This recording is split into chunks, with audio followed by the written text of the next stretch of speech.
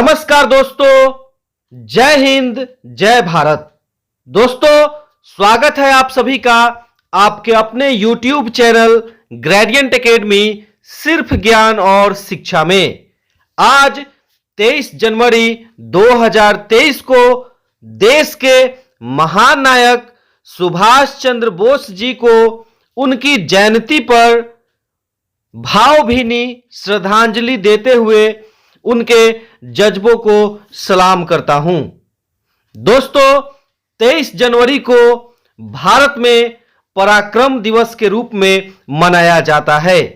जनवरी 2021 में प्रधानमंत्री नरेंद्र मोदी के द्वारा पराक्रम दिवस मनाने की घोषणा की गई।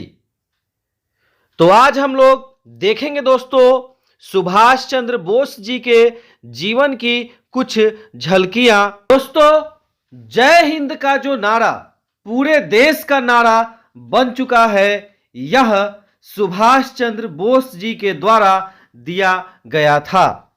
सुभाष चंद्र बोस के द्वारा 30,000 से 35,000 सैनिकों वाले आजाद हिंद फौज की गठन की गई थी।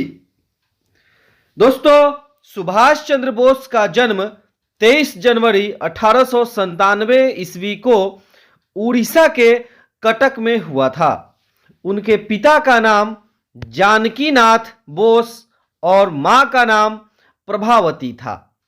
उनके पिता जानकीनाथ बोस कटक शहर के एक मशहूर वकील थे। अंग्रेजी सरकार जानकीनाथ बोस को राय बहादुर का खिताब दिया था। सुभाष चंद्र बोस 14 भाई बहन थे, 8 भाई और 6 बहन। सुभाष चंद्र बोस 9वीं संतान और 5वें बेटे थे। मात्र 15 वर्ष की उम्र में उन्होंने विवेकानंद साहित्य का पूर्ण अध्ययन कर लिया। पिता की इच्छा थी कि Subhash Chandra Bose ICS Indian civil service officer बने। इसकी तैयारी के लिए वो 1919 ईस्वी में इंग्लैंड चले गए।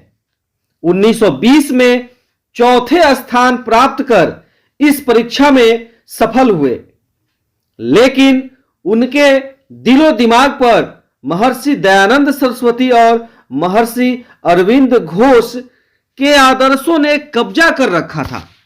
ऐसे में ICS ऑफिसर बनकर अंग्रेजों की गुलामी कैसे कर सकते थे। 22 अप्रैल 1921 को भारत सचिव ES मॉन्टेग्यू को ICS से त्याग पत्र का पत्र लिखा। 1921 में गांधी जी से सुभाष चंद्र बोस की पहली मुलाकात हुई और वह स्वतंत्रता आंदोलन में कूद पड़े एवं उसमें अपनी महत्वपूर्ण भूमिका निभाई। 1927 ईस्वी में साइमन कमीशन के विरोध का नेतृत्व कोलकाता से सुभाष चंद्र बोस के नेतृत्व में हुआ। जापान में 18 अगस्त को सुभाष चंद्र बोस की मृत्यु को शहीद दिवस के रूप में धूमधाम से मनाया जाता है। दोस्तों, साइमन कमीशन ने जब चैलेंज किया संविधान निर्माण के लिए, तो मोतीलाल नेहरू की अध्यक्षता में एक 8 सदस्यीय कमेटी का गठन हुआ, जिसमें सुभाष चंद्र बोस भी एक सदस्य थे। भगत सिंह को जेल से रिहा नहीं करवाने एवं फांसी से नहीं बचाने को लेकर गांधी जी एवं कांग्रेस से बहुत नाराज हो गए सुभाष चंद्र बोस। अपने जीवन में उन्हें कुल 11 बार कारावास हुआ।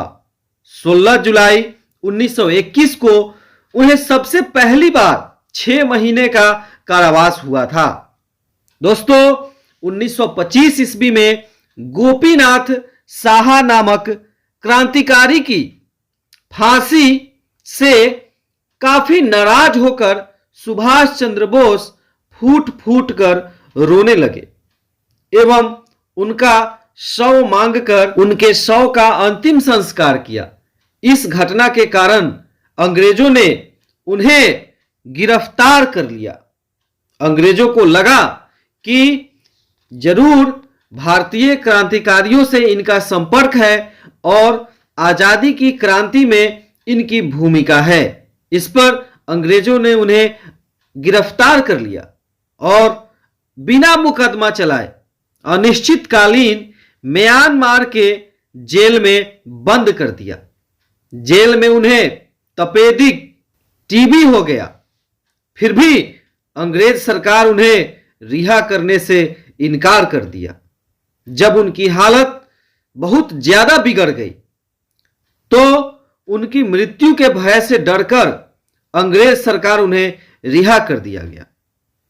वो भारत की आजादी के लिए इटली के नेता मुसोलिनी से, जर्मनी के नेता हिटलर से मिले।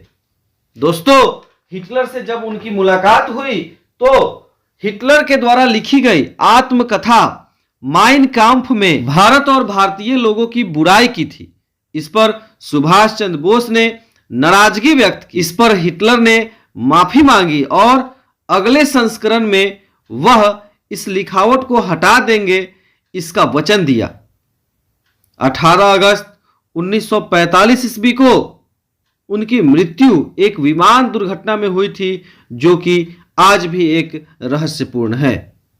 एक उनके जीवन की अत्यंत महत्वपूर्ण घटना है दोस्तों, कांग्रेस के 91वें अधिवेशन 1938 में हुआ था, जिसमें सुभाष चंद्र बोस को अध्यक्ष बनाया गया एवं उनके सम्मान के लिए 51 बैलों द्वारा खींचे गए रथ को लाया गया एवं उन्हें सम्मानित किया गया। दोस्तों, सुभाष चंद्र बोस का जीवन बड़ा ही कष्टमय रहा और उन्होंने भारत की आज़ादी के लिए विश्व के कई देशों के नेताओं से संपर्क किया, जापान में आज़ाद हिंद फौज की स्थापना की एवं भारत को आज़ाद करने के लिए काफ़ी प्रयास किया। 3 मई 1939 को सुभाष चंद्र बोस ने फॉरवर्ड ब्लॉक की स्थापना की। दोस्तों, आज़ाद हिंद फौज में एक महत्वपूर्ण रेजिमेंट था, झांसी की रानी लक्ष्मीबाई रेजिमेंट, जिसमें उन्होंने औरतों की भी भर्ती की एवं देश की आज़ादी में महत्वपूर्ण भूमिका निभाने के लिए उन्होंने औरतों को भी आमंत्रित किया एवं इस सेना में काफ़ी बढ़ चढ़ के सभी लोगों ने हिस्सा लिया।